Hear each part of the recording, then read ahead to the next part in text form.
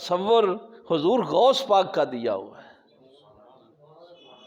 کتنے یارویاں پکان والوں نوں پتا ہے کہ بیعت تو پہلے بندے نوں اے عقیدہ دینا ہے؟ کسی کو پتا ہے کہ یہ عقیدہ دینا ہے؟ حضور غوث پاک کا سامنا قیامت والے دن کیسے کریں گے؟ یہ تعلیمات نہیں تھی ان کی۔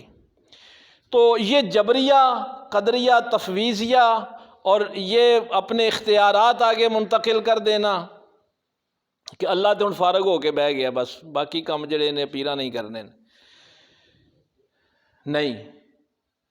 اب دیکھیے وقت میں نے دیکھا تھوڑا رہ گیا ہے، اذان بھی ہونے والی ہے۔ ہمارا عقیدہ قرآن نے جو دیا، جو پاک پیغمبر صلی اللہ علیہ وسلم نے دیا، اس عقیدے کو آج عبد اور معبود کا وہ تعلق اگر میں آپ تک پہنچانے میں کامیاب ہو جاؤں۔ زرتشت جو تھے، آتش پرست جو تھے، انہوں نے ایک عقیدہ دیا، یہ حضور صلی اللہ علیہ وسلم کی آمد سے پہلے کا عقیدہ تھا۔ انہوں نے کہا کہ جو اللہ رحمان ہے، رحیم ہے، کریم ہے، رؤوف ہے، اتنا محبت کرنے والا ہے، تو وہ شیطان کا خالق کیسے ہو سکتا ہے؟ وہ بدی کا خالق کیسے ہو سکتا ہے؟ وہ صرف اچھائی کا خالق ہے۔ تو انہوں نے کہا کہ اچھائی کا خالق اور ہے اور برائی کا خالق اور ہے۔ انہوں نے دو خداؤں کا نظریہ دیا۔ وہ کہتے تھے ہمارا اللہ جو ہے نا، وہ نہیں کسی فرعون کو نہیں پیدا کرتا، وہ صرف موسیٰ کو ہی پیدا کرے گا۔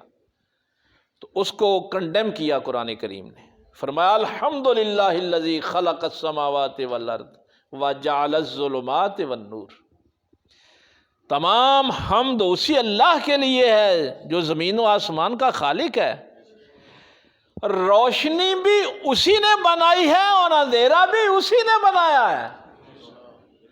خالق وہی ہے، اس لیے کہ اگر آپ کسی اور کو خالق بنائیں گے تو پھر معبود بھی وہی ہوگا۔ تو جب معبود ایک ہے تو خالق بھی ایک ہے۔ اب ذرا اس نظریے کے جو میرے پاک پیغمبر صلی اللہ علیہ وسلم نے اس دور کے ان تمام نظریات کو، حضور نے مشرکین مکہ کے سامنے ایک ہی بات رکھی تھی، وہ قرآن کریم میں بھی ہے کہ اگر تم ان بتوں کو الہ سمجھتے ہو تو الہ وہ ہوتا ہے جو خالق ہو۔ تمہارے بتوں نے کون سی چیز پیدا کی؟ کوئی ایک چیز بتا دو جو انہوں نے پیدا کی۔ تو اب ذرا جہاں میں آپ کو لے کے آنا چاہتا تھا، عبد اور معبود کا جو ہمارا تعلق ہے وہ یہ ہے کہ طاقت اللہ دیتا ہے۔ فرعون کا خالق بھی وہی ہے، موسیٰ کا خالق بھی وہی ہے، نمرود کا خالق بھی وہی ہے، ابراہیم کا خالق بھی وہی ہے، ابلیس کا خالق بھی وہی ہے، آدم کا خالق بھی وہی ہے۔ ساری طاقتیں اللہ کی ہیں، ہمارے پاس بھی جو طاقت ہے وہ اللہ کی دی ہوئی ہے۔ آگے اس طاقت کو استعمال کرنے کا اختیار مجھے دیا ہے۔ طاقت اللہ کی ہے اور اس کو استعمال کرنے کا اختیار میرے پاس ہے۔ یہی حساب ہے قیامت والے دن کا۔ آنکھ میں دیکھنے کی طاقت میری نہیں ہے، یہ اللہ نے دی ہے۔ اب اس طاقت کو میں حیا میں استعمال کروں یا بے حیائی میں استعمال کروں، یہ اختیار میرے پاس ہے۔ بولنے کی طاقت اللہ نے دی ہے، اب اس زبان سے میں جھوٹ بولوں یا سچ بولوں یہ اختیار مجھے دیا گیا ہے۔ ٹانگوں میں چلنے کی طاقت اللہ نے دی، اذان سن کے میں مسجد میں آتا ہوں یا نہیں آتا اس کا اختیار مجھے ہے۔ سرکار امام اعظم ابو حنیفہ رضی اللہ تعالیٰ عنہ کا ایک جملہ میں آپ کو عرض کر دوں، بات ذرا واضح ہو جائے گی۔ تو آپ نے فرمایا تھا کہ 3 چیزیں ہو سکتی ہیں۔ جبریہ سے آپ نے فرمایا کہ اگر سب کچھ اللہ ہی کرتا ہے تو پھر اللہ حساب نہیں لے گا، چونکہ پھر ذمہ دار اللہ ہے نا۔ دوسری صورت یہ ہو سکتی ہے کہ دونوں مل کے کرتے ہیں، اللہ اور بندہ دونوں مل کے کام کریں، آپ نے فرمایا پھر بھی اللہ حساب نہیں لے گا۔ بس ایک ہی صورت بچتی ہے کہ طاقت وہ دے اور اختیار میرا ہو، اس اختیار کا حساب وہ لے گا قیامت والے دن۔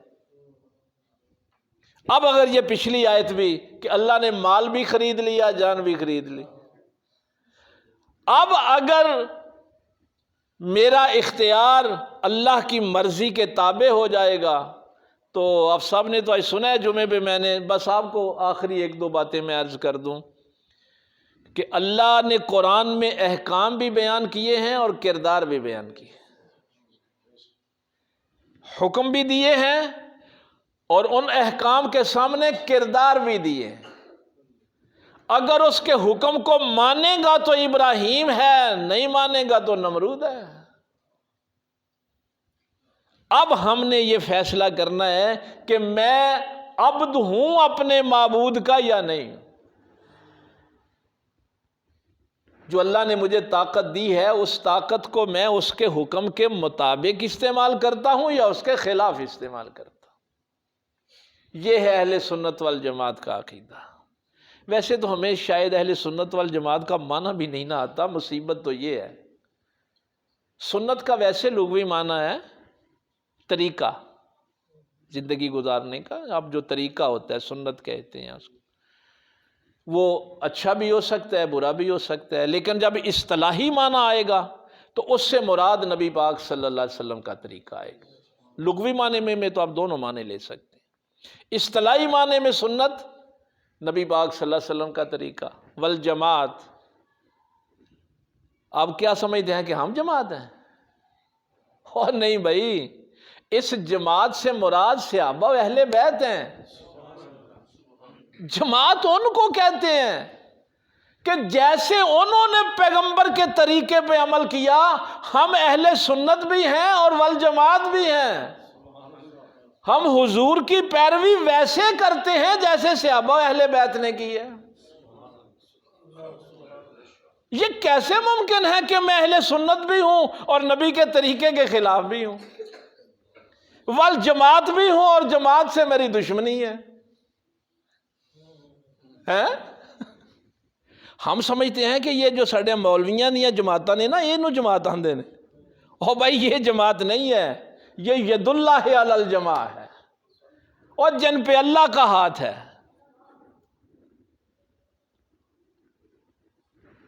تو یہ بات سمجھ آ گئی نا کہ ہم نہ جبریہ ہیں، نہ قدریہ ہیں، نہ تفویضیہ ہیں، ہم اہل سنت والجماعت ہیں۔ ہمارے پاس جو بھی کوئی طاقت ہے، اب دیکھیں اس کے بعد کوئی بندہ تکبر کر سکتا ہے کہ میں ڈی سی بن گیا؟ بنیادی عقیدہ ہی یہ ہے کہ اگر میرے پاس کوئی منصب ہے تو وہ میرے اللہ کا دیا ہوا ہے، میرے پاس دولت ہے تو وہ میرے اللہ کی دی ہوئی ہے، میرے بازو میں طاقت ہے تو میرے اللہ کی دی ہوئی ہے۔ طاقتیں ساری اسی کی ہیں، بس میرا امتحان یہ ہے کہ میں اس طاقت کو استعمال کیسے کرتا ہوں۔ اور یہ بھی کام صرف تشریعی امور میں ہے، تکوینی امور میں نہیں ہے۔ ہاں یہ بھی ایک خاص بات ہے نا، ماں کے پیٹ میں میری شکل و صورت کیسی ہوگی یہ میرے اختیار میں نہیں ہے، یہ تکوینی امر ہے نا، یہ اللہ کے اختیار میں ہے۔ میرا قد کتنا ہوگا، میرا رنگ کتنا ہوگا، میرا آئی کیو لیول کیا ہوگا، میری ذہانت کیا ہوگی، یہ سارے کیا ہیں؟ سورج نے مشرق سے ہی نکلنا ہے۔ یہ تکوینی امور ہیں جس میں اختیار نہیں ہے، اختیار صرف تشریعی امور میں ہے، اور یہی بندے کا حساب ہے، یہی کلمہ ہے۔ اب دیکھیں کہ میں اللہ کا عبد بن کے رہتا ہوں یا اس کا دشمن بن کے رہتا ہوں۔ اللہ فرماتا ہے کہ جب یہ بندہ فیصلہ کر لیتا ہے تو پھر وہ تائبون بھی ہوتا ہے اور عابدون بھی ہوتا ہے۔ تو ایسا عبد جو ہے، یہ حضرت صاحب نے آپ کو بتایا ہوگا کہ اللہ جب بڑی محبت کا اظہار کرتا ہے تو پھر کسی کو عبد کہتا ہے۔ جب اس کی رحمت بڑے جوش میں آتی ہے نا تو پھر یہ نہیں کہتا کہ اس نے معراج نبی کو کروائی، رسول کو کروائی، نہیں، وہ کہتا اپنے عبد کو کروائی۔ ہائے ہائے، مقام بندگی دے کر نلو شان خدا بندے۔ اللہ تعالیٰ عمل کی توفیق دے۔ وآخر دعوانا اللہم صلی علی سیدنا مولانا محمد وعلی آل سیدنا مولانا محمد وبارک وسلم۔